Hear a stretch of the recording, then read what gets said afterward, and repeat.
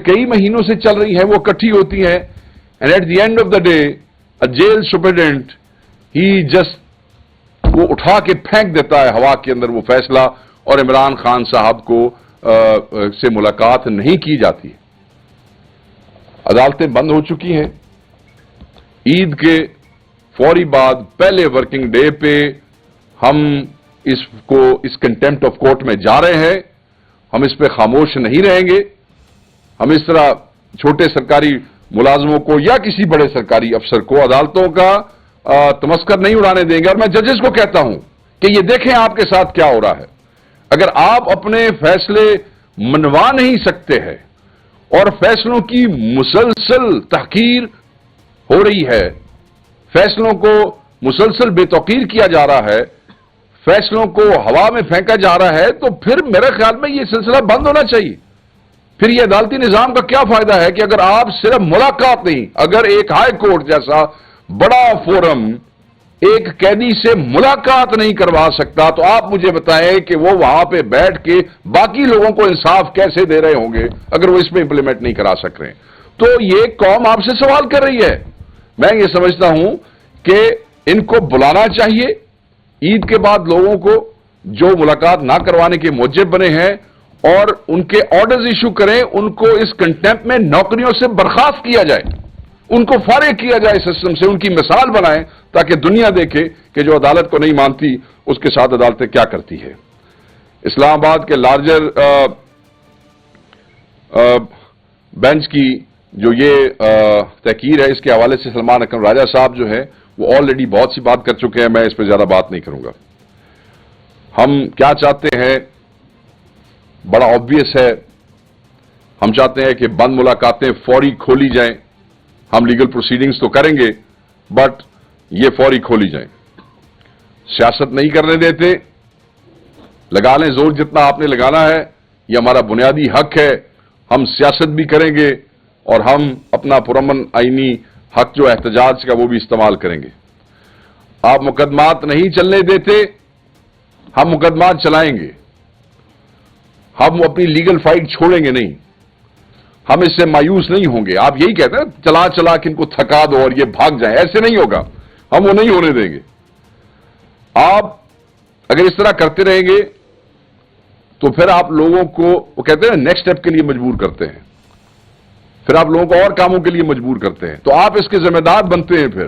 फिर उस वक्त भागिएगा मत फिर अफसोस कीजिएगा और फिर शाम को बैठ जाते हैं आप टीवी चैनल्स के ऊपर अपनी सफाइयां देने के लिए। आप इमरान खान साहब के बुनियादी हुकूक को बार बार पामाल करते आए हैं, और इससे ज्यादा जो है वो पाकिस्तान तहरीक इंसाफ बर्दाश्त नहीं करेगी। हम आपको यही कहते हैं कि उनके वजीर आजम का प्रोटोकॉल या उनके वजीर आजम का इस्तेहकाक वैसी कैदी हम नहीं, हम तो एक आम कैदी का खान तो वो क्लेम ही नहीं करता है। अब हमारे बहुत से दोस्त जो हैं, अब देखें खान साहब के बच्चों के हवाले से भी ऑर्डर हुआ है, खान साहब की बुक्स के हवाले से भी ऑर्डर हुआ है। होपफुली कि वो जो ऑर्डर अभी हुआ है, इस कंटेम्प्ट के बाद हुआ है, उस पर ये लोग अमल करा देते हैं। कोई शर्म जो है अगर कोई बाकी रह गई है तो। बच्चों से आप देखें, कोर्ट ने, हाई कोर्ट 2 दफा ऑलरेडी ऑर्डर कर चुकी है इसके ऊपर कि खान अपने बच्चों से बात कर ले। 4-5 महीने में एक 2 दफा बात हुई। यार ये मतलब है, इससे बड़ी बेहयाई कोई है? बच्चों के साथ मिलकर खान ने कौन सा ऐसा मंसूबा बना लेना है जिससे जेल फट जानी है और खान ने बाहर आ जाना है? क्योंकि खान के खौफ से ये सब कुछ हो रहा है ना। तो मैं ये समझता हूं कि उसके बाद जो ऑर्डर हुए हैं शायद उनके ऊपर कोई अमल दरामद हो जाए। अखबारें जो है वो बंद कर लेते हैं, फिर हमें दोबारा अदालत में जाना पड़ता है, फिर अखबारें बहाल करनी पड़ती हैं कि जी किसी तरीके से खान को ये ना पता चले कि बाहर क्या हो रहा है। आप देखें कि एक शख्स से इतना खौफ, ये भी एक तारीखी वो है। आज तक मेरे ख्याल में हुकूमतें या रियासतें एक शख्स से इतना नहीं घबराई जितनी घबराहट का ये रिजीम जो है बार बार इजहार कर रहा है। अब मैं ये समझता हूं कि मैं को थोड़ा सा आपको रन डाउन दूं, खसूसन आपके सूबे के हवाले से। 26 नवंबर और बहुत से और लोग भी हैं दूसरे सूबों में, 5,500 के लगभग हमारे बच्चे जो थे वो गिरफ्तार हुए थे, और उसमें से 2200 वर्कर्स को रिमांड से पहले रिहा करवा लिया गया था। अल्हम्दुलिल्लाह इसमें से जो मियांवाली में से 127 वर्कर उनको पहले रिहा करवा लिया गया था। इस्लामाबाद में 1500 वर्कर्स की रिहाई हो गई है, जिसमें से 2 जो है वो बाकी रह गए हैं। रावलपिंडी में 1700 वर्कर्स गिरफ्तार थे, जिनमें अल्हम्दुलिल्लाह 1500 रिहा हो चुके हैं, 1500। अभी आज एज वी स्पीक 17 में से 1500 रिहा हो चुके हैं और 200 वर्कर्स अभी भी पाबंदे सलासिल है, लेकिन इन वर्कर्स को इस्लामाबाद के 3 नए केसेस में नामजद किया गया। आप जुल्म देखें, और यह पहली दफा नहीं हुआ है।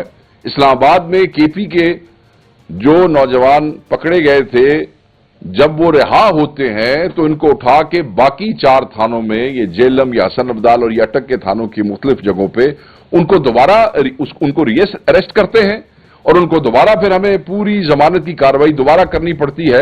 और इन लोगों के साथ भी एग्जैक्टली ये हुआ है। आपने देखा होगा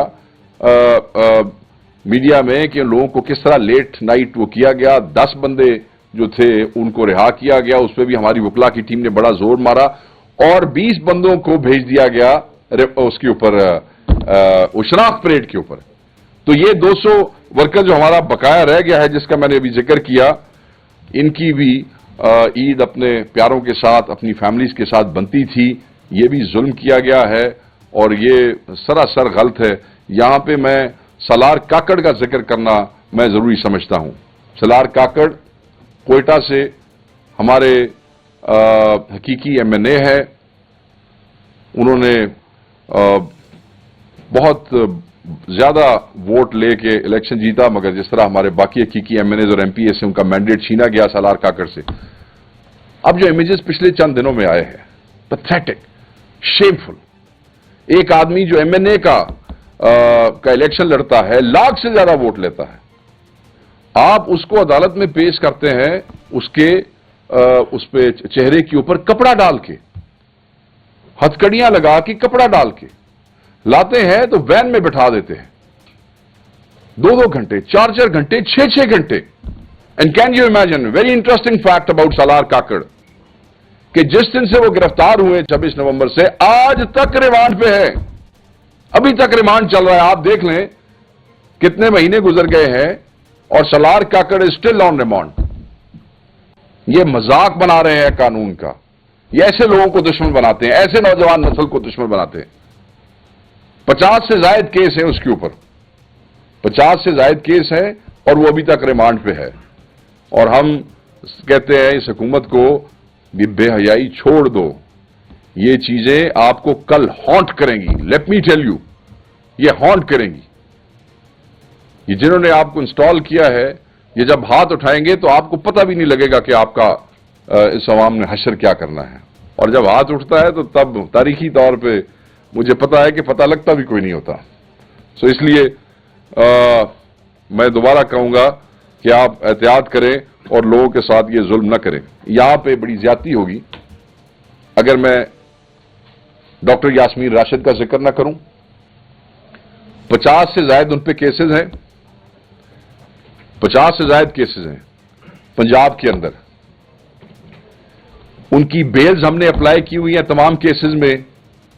आप देख लें कि इस 11 को, ये जो भी 11 तारीख आएगी, उनको 23 महीने हो चुके हैं।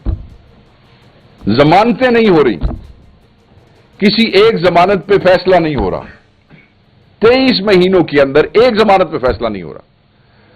और जब हम उसको चैलेंज करते हैं हायर कोर्ट्स में, तो वो लग नहीं रही हैं, वो फिक्स नहीं हो रही हैं।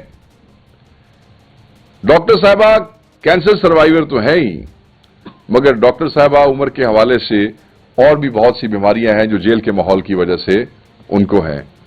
और मैं समझता हूं कि एक इतनी बहादुर खातून जो है, जिन्होंने बड़ी दलेरी से, आपने वो इमेजेस देखे होंगे, बड़ी मुस्कुराती खुश होकर वो विक्ट्री का निशान बनाते आती हैं, उनके साथ इतना जुल्म, कितना जुल्म करोगे यार, कितना जुल्म करोगे। ये वो माएं, बहनें, बेटियां हैं, ये वो माएं हैं जिन्होंने इस मुल्क की हकीकी आजादी के लिए जेल के अंदर रहना, उसको तरजीह दिया। प्रेस कॉन्फ्रेंस करने पे तरजीह नहीं दी इन्होंने। ये न टूटे थे और ना टूट सकेंगे। यहां मैं एजाज चौधरी साहब का भी जिक्र करूंगा, सेनेटर एजाज चौधरी का।